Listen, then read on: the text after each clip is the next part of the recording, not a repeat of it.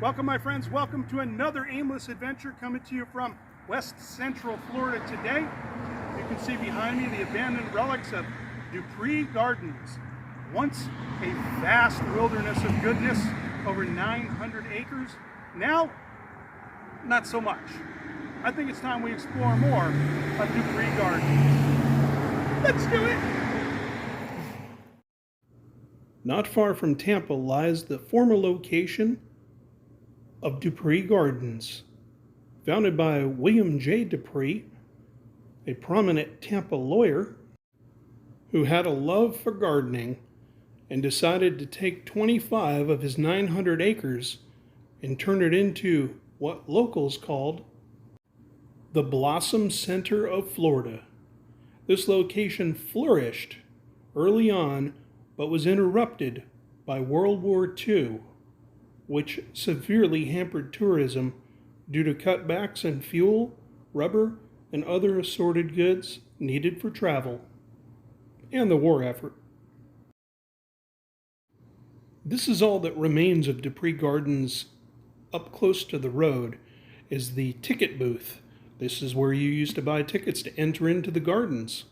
Now, the gardens not only had an amazing selection of flowers and plants that flourished in this area, but they also had a restaurant, a gift shop, a lodge, and wait for it, a lake. A lake with electric boats that used to skip along the water in front of the Sweet Lodge, which still exists. This is about all the further we can get. But you can see all this old Florida growth through here. The Espino moss is everywhere. And this fence says, "You shall not pass."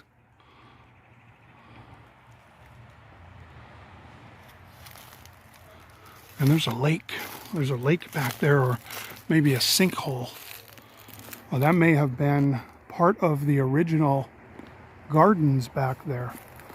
Now I'm going to go ahead and piece in some historical photos and other intel that I find on the interwebs,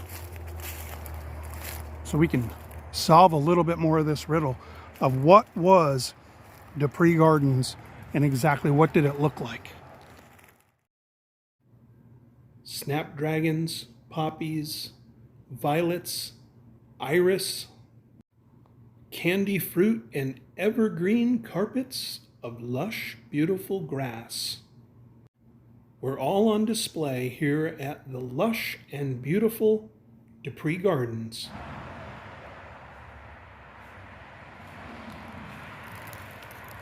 When the property was sold and subdivided, the developer decided to leave up the ticket booth. That way passers-by and folks from the area could come by and pay their respects. They also placed a historical marker here at this location. And again, the only thing that remains building-wise of the gardens are the ticket booth and the lodge, which is currently a private residence. Now, with all the plants that have been planted here, you can bet your bottom dollar there's going to be some oranges. Yeah, I should have waited a little longer. These small ones are pretty bitter, but hey, life's full of lessons, right? Let's go check out the inside of the remnants here of the ticket booth.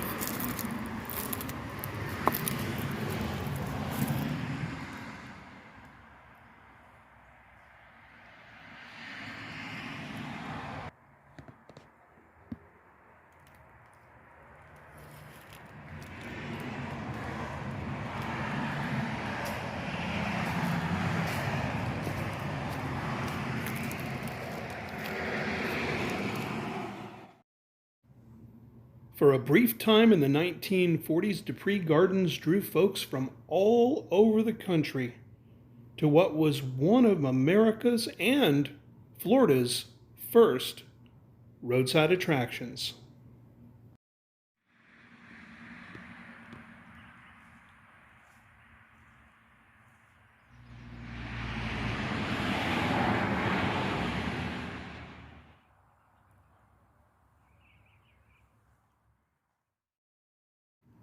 In its first year alone, over 42,000 people visited Dupree Gardens. With its interlocking trails, visitors were given the opportunity to get an up-close sniff, if you will, of the lush, fertile flowers and other assorted items that were blossoming throughout the year. It's no wonder this was considered a horticulturist's paradise.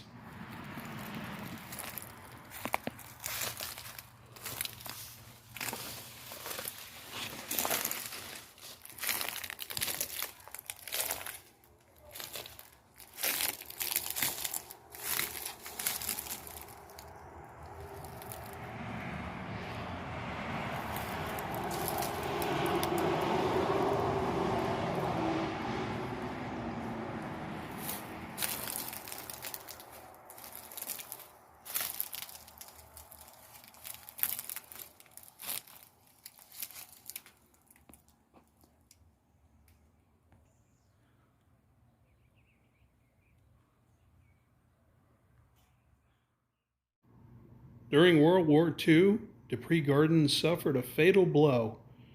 The United States government placed a temporary ban on unnecessary travel, and it definitely affected tourism. Now, Dupree Gardens attempted to reopen in 1946, but it was mostly for civic events and private family functions. Mr. Dupree hung on to the property until 1950 when it was sold, and since then it's been subdivided. Some residential homes are there. A lot of the vegetation and blooms still exist, so that's awesome. I don't have any additional information, so if y'all do, please leave it in the comments below. And let's learn a little bit more about places like Dupree Gardens and other wonderful roadside attractions from America's past. Well, that wraps up another aimless adventure. I hope you enjoyed what you learned. I know I did. And if you like videos like this, please subscribe. Also, leave a comment. Good, bad, or ugly, it doesn't matter. It all helps the algorithm. I'm not above criticism, especially when it's constructive. Until next time, adventure on.